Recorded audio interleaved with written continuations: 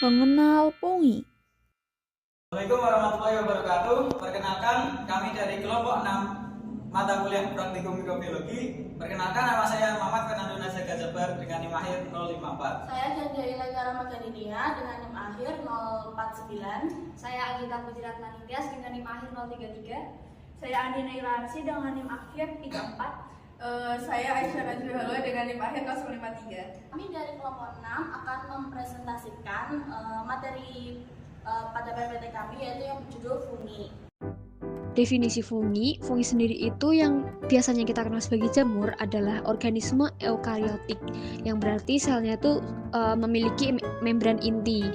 Nah, fungi ini tidak mempunyai klorofil sehingga dia tidak bisa melakukan fotosintesis. Karena itu, fungi itu bersifat heterotrof, artinya mereka memperoleh makanan dari organisme lain baik dengan cara menguraikan bahan organik seperti saprofit, hidup parasit pada organisme lain, atau membentuk hubungan saling menguntungkan melalui simbiosis. Nah, tubuh fungi sendiri tersusun atas benang-benang halus yang disebut hifa, dan kumpulan hifa membentuk miselium yang berperan dalam penyerapan nutrisi. Fungi dapat hidup di berbagai tempat lembab seperti tanah, kayu lapuk, permukaan makanan, maupun tubuh makhluk hidup. Kelompok pertama jamur adalah organisme uniseluler. Jamur dari kelompok ini berukuran sangat kecil dan hanya dapat diamati menggunakan mikroskop. Contoh jamur uniseluler adalah Saccharomyces cerevisiae. Kelompok kedua adalah jamur multiseluler. Kata multi berarti banyak, sehingga jamur pada kelompok ini tersusun atas banyak sel. Jamur multiseluler membentuk struktur berupa filamen multiseluler yang disebut hifa. Sel-sel penyusun hifa berbentuk memanjang dan dapat mengandung lebih dari satu inti sel. Pada jamur multiseluler, terdapat 3 jenis hifa yang dapat menyusun tubuh jamur.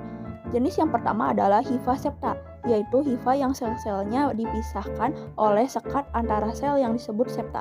Jenis yang kedua adalah hifa senositik, yaitu hifa berbentuk sel panjang tanpa sekat dengan inti sel tersebar di sepanjang badan sel. Jenis yang ketiga adalah hifa haustorium, yaitu hifa yang memiliki bentuk khusus dan mampu menembus sel lain yang masih hidup.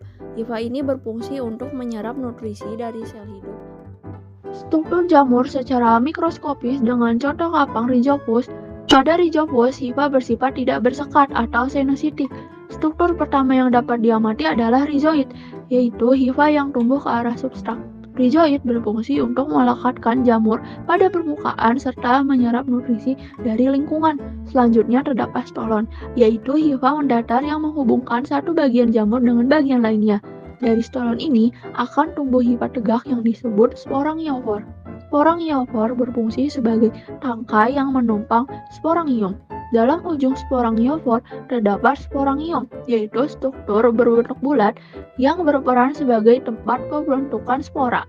Dalam sporangium terdapat banyak spora aksesual. Ketika sporangium matang dan pecah, spora akan tersebar dan dapat tumbuh menjadi jamur baru. Sebagai pembanding, jamur lainnya seperti Aspergillus dan Penicillium juga memiliki hifa dan miselium. Namun, struktur menghasilkan spora yang berbeda. Kedua jamur ini tidak membentuk sporangium, melainkan menghasilkan spora berupa conidia yang tersusun pada conidiofor. Perbedaan struktur ini menunjukkan bahwa meskipun sama-sama termasuk kapang, setiap jenis jamur memiliki ciri khas struktur dan cara reproduksi yang berbeda. Nah, selanjutnya adalah klasifikasi dari fungi. Yang pertama adalah Zygomicota. Nah, Zygomicota sendiri adalah kelompok jamur yang tubuhnya tersusun atas benang-benang halus atau hifa yang membentuk miselium. Hifanya sendiri ini tidak bersekat atau aseptat dan mengandung banyak inti dalam satu sel. Nah, reproduksinya ada dua, yaitu seksual dan aseksual. Di mana seksualnya dengan membentuk zigospora yang terbentuk di dalam zigosporangium sebagai hasil peleburan dua hifa yang berbeda tipe. Nah, zigospora ini sendiri berdinding tebal sehingga tahan terhadap kondisi lingkungan yang buruk. Reproduksi aseksualnya dilakukan dengan menghasilkan sporangiospora di dalam sporangium yang terdapat di ujung hifa. Nah, sebagian besar Zygomicota ini hidup sebagai saprofit, yaitu memperoleh nutrisi dari makhluk hidup yang sudah mati, terutama pada makanan dan bahan organik. Nah, contoh jamur Zygomicota ini adalah Rhizopus oligosporus sebagai kapang tempe dan Rhizopus stolonifer sebagai jamur roti. Nah, yang kedua adalah Ascomycota atau jamur kantung. Disebut dengan demikian karena alat reproduksi seksualnya ini berbentuk seperti kantung yang disebut ascus. Nah, jamur ini memiliki hifa bersekat atau septat, yaitu benang-benang penyusunnya yang terbagi oleh sekat-sekat yang memisahkan satu sel dengan sel lainnya. Nah, dalam reproduksi seksualnya, Ascomycota ini membentuk ascus yang biasanya berisi 8 ascospora.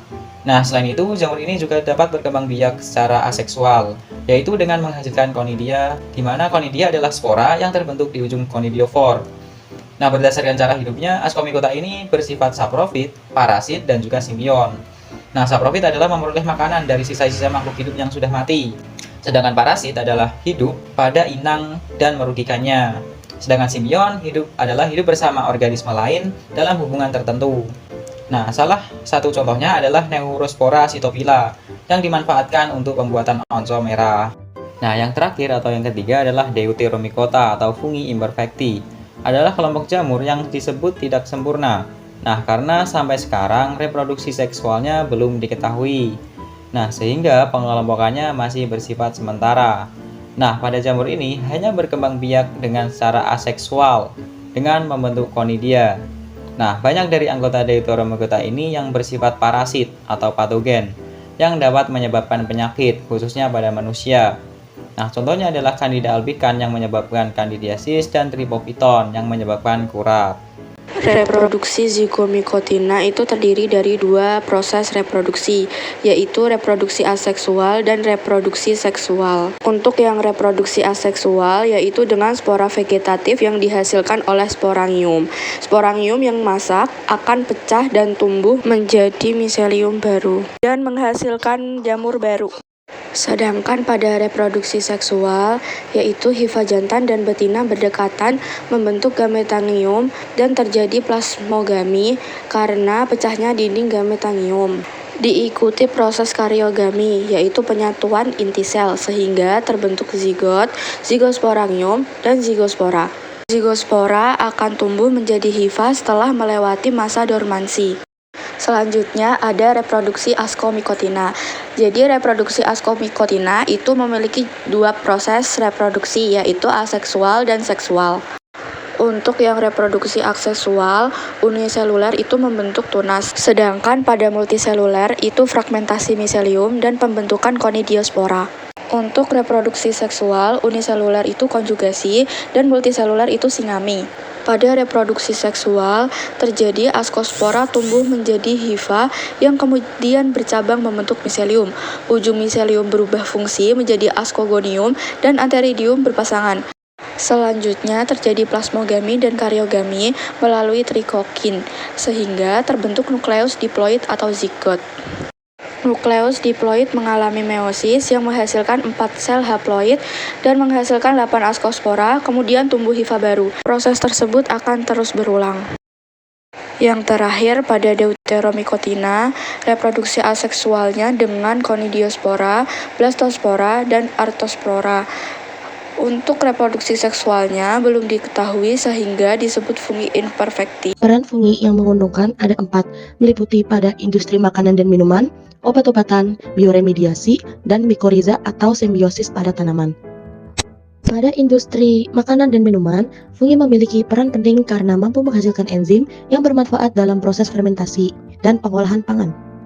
Fungi secara efektif menghambat pertumbuhan bakteri pembusuk dan mikroorganisme patogen lainnya, sehingga dapat memperpanjang masa simpan makanan dan minuman. Salah satu contohnya yaitu adalah Saccharomyces cerevisiae dalam tape singkong atau ketan yang menghasilkan alkohol. Contoh lainnya yaitu kapang Rhizopus oligosporus dalam tempe untuk membentuk tekstur yang padat.